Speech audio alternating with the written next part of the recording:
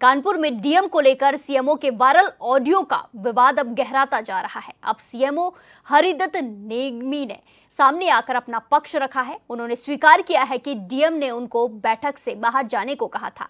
साथ ही सीएमओ ने अपने ऊपर लगे सभी आरोपों से इनकार भी किया है। उन्होंने कहा कि सभी ट्रांसफर नियमानुसार किए गए हैं और अगर हम ट्रांसफर नहीं करेंगे तो हमसे डरेगा कौन।